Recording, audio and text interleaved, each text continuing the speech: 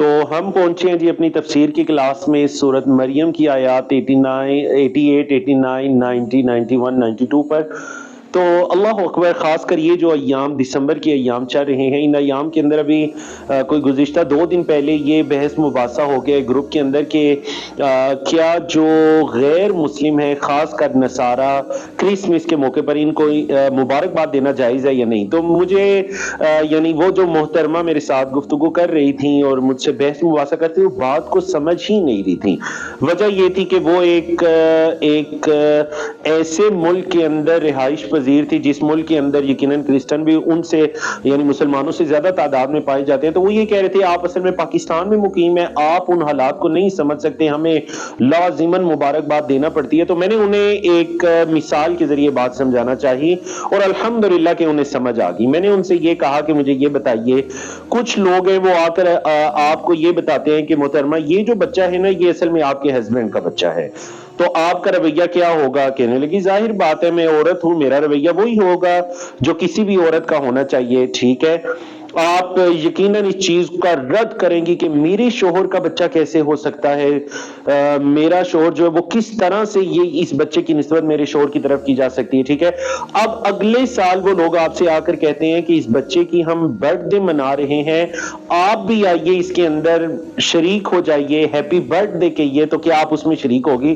کہنے لگی میں ان کا منہ توڑ دوں گی، میں اس میں کبھی بھی شرکت نہیں کروں گی. اب اس مثال کو ذہن میں رکھ کر سمجھیے کہ جو نصارہ کا عقیدہ ہے حضرت عیسیٰ علیہ السلام کے بارے میں، وہ صرف یہ عقیدہ نہیں ہے کہ حضرت عیسیٰ کی پیدائش ہوئی. چلے اگر حضرت عیسیٰ کی پیدائش ہوتی تو ٹھیک ہے، پیدائش پر آپ انہیں مبارکباد دے رہے ہیں، لیکن عقیدہ یہ ہے کہ یہ پیدائش ہوئی کس سے. بات یہ ہے، اصل میں اس چیز کو سمجھیے. وہ صرف یہ نہیں کہتے کہ حضرت عیسیٰ پیدا ہوئے، ساتھ یہ بھی کہتے ہیں کہ پیدا کس سے ہوئے. نعوذ باللہ، اللہ نے بیٹا جنا. اللہ نے کیا فرمایا کہ وقال اتخذ الرحمن ولدا، وہ یہ کہتے ہیں کہ رحمان نے کسی کو جنا. اللہ اکبر، لقد جئتم شیئا ادا، بڑی وزنی بات لے کر آئے ہو، بہت بڑی بات ہے جو تم کر رہے ہو. تکاد السماوات یتفطرن منہ، اتنی بڑی بات ہے نا کہ آسمان اس سے پھٹ جائیں. وتنشق الارض، زمین شق ہو جائے. وتخر الجبال ہدا، پہاڑ ریزہ ریزہ ہو جائیں. ان دعوا للرحمن ولدا، کہ رحمان کے لیے کسی بیٹے کا دعویٰ کر رہے ہیں کہ رحمان نے نعوذ باللہ کسی کو جنا. وما ينبغي للرحمن ان يتخذ ولدا، رحمان کو یہ زیب نہیں دیتا کہ وہ کسی کو اپنی اولاد بنائے. کیونکہ ہم تو کہتے ہیں کہ لم یلد ولم یولد، پھر کس طرح ہم انہیں مبارکباد دے سکتے ہیں؟ اس حوالے سے چند تحقیقات ابن تیمیہ رحمہ اللہ کی ایک بڑی خوبصورت کتاب ہے، عقیدے کے طالب علم کے لیے اس کتاب کا پڑھنا لازمی ہے. اس کتاب کا نام ہے جی اقتداء الصراط المستقیم. آپ سب اپنے پاس اس کو نوٹ کیجئے، اردو میں انگلش میں اس کی ٹرانسلیشن موجود ہے، اقتداء الصراط المستقیم. اس کتاب کے اندر ابن تیمیہ رحمہ اللہ نے جہاں عقیدے کے مختلف مسائل کو بیان کیا، وہاں پر اس مسئلے کو بھی بیان کیا کہ اگر آپ مشرکین یا کفار کو ان کی عیدوں پر مبارکباد دیتے ہیں تو آپ ان کے دلوں میں سرور کو پیدا کرتے ہیں، اور یہ گناہ پر سرور کو پیدا کرنا ہے. دیکھیں نا، اب جب کوئی منسٹر، کوئی بڑی مسلمان شخصیت جا کر ان کے ساتھ کیک بھی کاٹ رہی ہے، ان کو مبارکباد، تو وہ تو یہ کہہ رہے ہیں بھئی جو ہمارا عقیدہ ہے، جو ہمارا عمل ہے، دیکھیے فلاں مسلمان عالم، فلاں مسلمان دیکھیں وہ تو ہمارے ساتھ شریک ہے، آپ کیوں اعتراض کر رہے ہیں؟ نعوذ باللہ من ذالک. تو یہی تو ہے گناہ کے کام پر معاونت. ولا تعاونوا علی الاثم والعدوان. اس کتاب کا مطالعہ، اور ابن تیمیہ رحمہ اللہ کے ہی شاگرد ہیں ابن قیم رحمہ اللہ، ان کی کتاب ہے جی احکام اہل الذمہ. اللہ اکبر.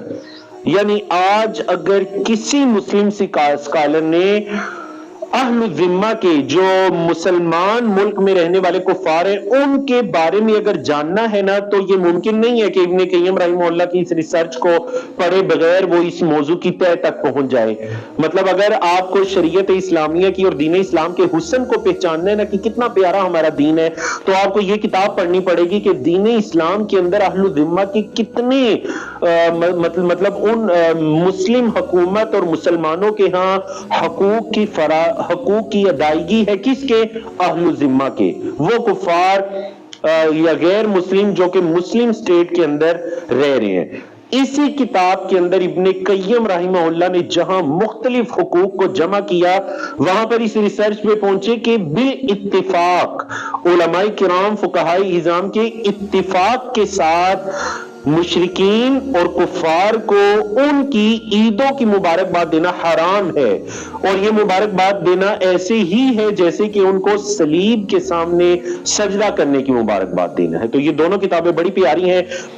تیسری جو ایک چیز ہے آپ کے علم ہے کہ خلفاء راشدین کے دور میں جب اسلام پھیل رہا تھا، حضرت عثمان کے رضی اللہ تعالیٰ عنہ جو کہ خلیفہ راشد ہیں، خلیفہ ثالث ہیں، ان کے پاس ایک گروہ آیا الحمراء نامی جگہ پر جہاں پر کفار مشرکین وغیرہ بھی تھے، اور اس گروہ کی نے جب اسلام قبول کیا، حضرت عثمان کے ہاتھ پر بیعت کرنا چاہی، تو حضرت عثمان نے ان سے بیعت لی، اللہ کی عبادت کرو گے، اللہ کے ساتھ کسی کو شریک نہیں ٹھہراؤ گے، نمازیں ادا کرو گے، زکوٰۃ دو گے، رمضان کے روزے رکھو گے، بیت اللہ کا حج کرو گے، اور ساتھ ایک اضافی چیز تھی کیونکہ وہ غیر مسلموں کے ساتھ رہتے تھے، تو تم غیر مسلموں کی، مجوسیوں کی، نصارہ کی عیدوں میں ان کے شریک نہیں ہوگے، شرکت نہیں کرو گے۔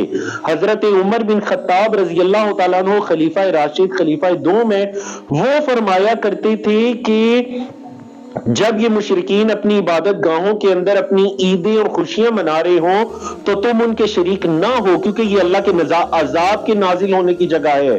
باقی دنوں میں بھی وہ شرک کرتے ہیں، لیکن ایسے مواقع پر وہ خاص شرک کرتے ہیں، اس لیے تم ان کے ان ایونٹس پر ان کے شریک نہ ہو۔ حضرت عمر بن خطاب رضی اللہ تعالیٰ عنہ جب ان کے دور میں دین اسلام کی حدود پھیل رہی تھی تو وہ اس چیز سے منع فرمایا کرتے تھے۔ امام مالک رحمہ اللہ کا عمل دیکھیے، ان سے یہ سوال پوچھا گیا کہ اگر کوئی غیر مسلم مجھ سے میری سواری مانگے کہ میں نے اپنی عید کے لیے جانا ہے تو کیا اس کو سواری دے دی جائے؟ فرمایا نہیں، اس کو سواری نہ دی جائے، اس کو سواری نہ دی جائے۔ بعض فقہا سے یہ پوچھا گیا کہ اگر کوئی غیر مسلم اپنی عبادت گاہ کی طرف جانے کا راستہ پوچھے کہ کون سا راستہ ہے تو کیا اس کو راستہ بتا دی جائے؟ فرمایا نہ بتایا جائے، کیونکہ وَلَا تَعَاوَنُوا عَلَى الْإِثْمِ وَالْعُدْوَانِ، گناہ اور اللہ کی معصیت کے کاموں میں ایک دوسرے کے مددگار نہ بنو۔ تعاونوا علی البر والتقوی، نیکی اور تقوی کے کاموں پر ایک دوسرے کے مددگار بنو۔ تو میرے محترم سامعین، اگر کفار کے ساتھ آپ بلائی چاہتے ہیں، نصارہ عیسائیوں کے ساتھ بلائی چاہتے ہیں، تو اللہ کے بندو